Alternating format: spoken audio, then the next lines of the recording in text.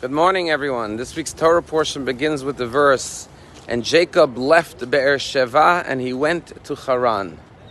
And Rashi asked a simple question.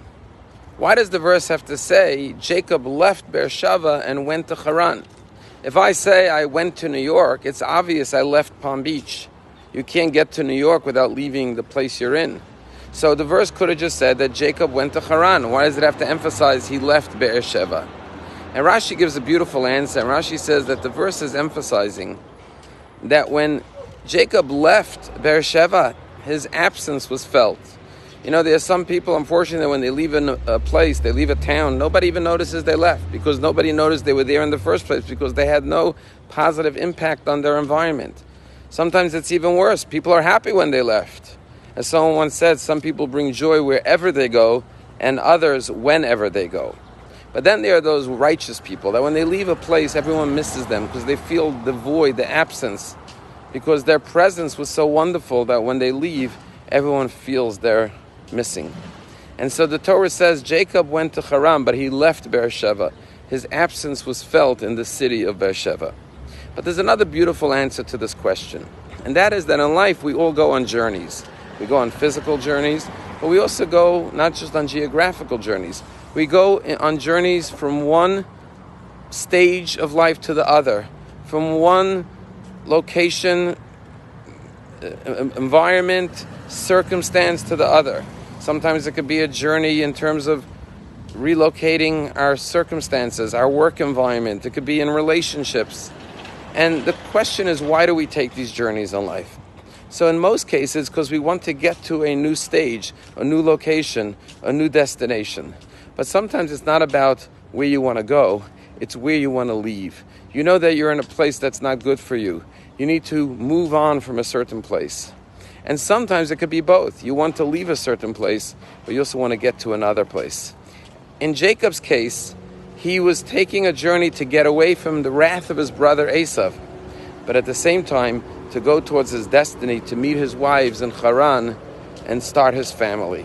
And so every step of his journey was one step away from Be'er Sheva, from his brother Esav, and one step towards his destiny in Haran.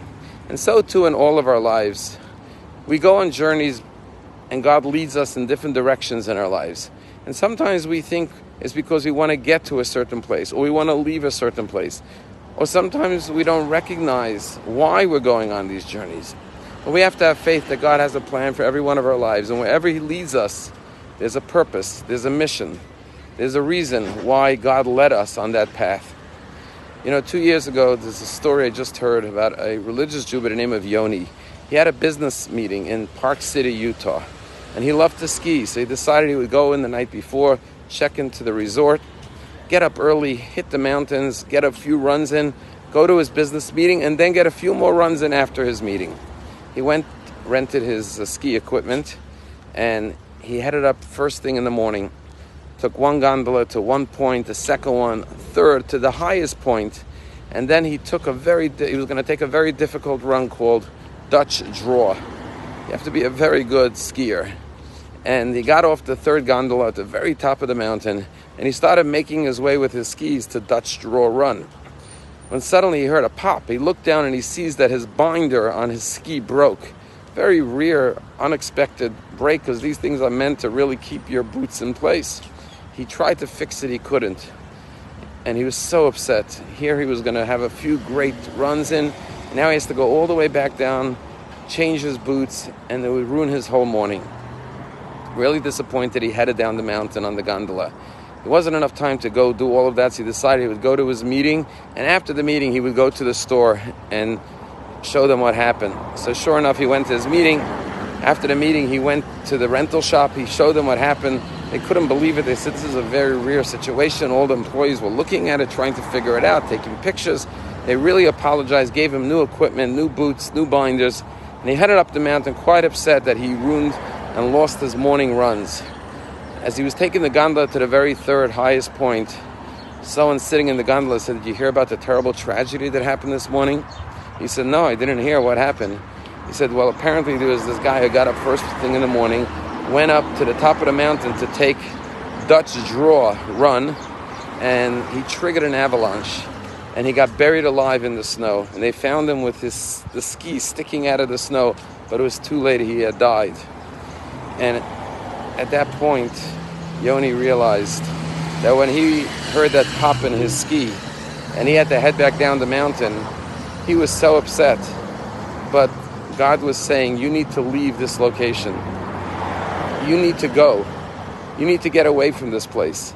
And what he thought was something unfortunate was actually the greatest blessing of his life. And so too, we have to, each and every one of us, trust the ultimate GPS, which is the God positioning system. God leads us on the path we need to go on.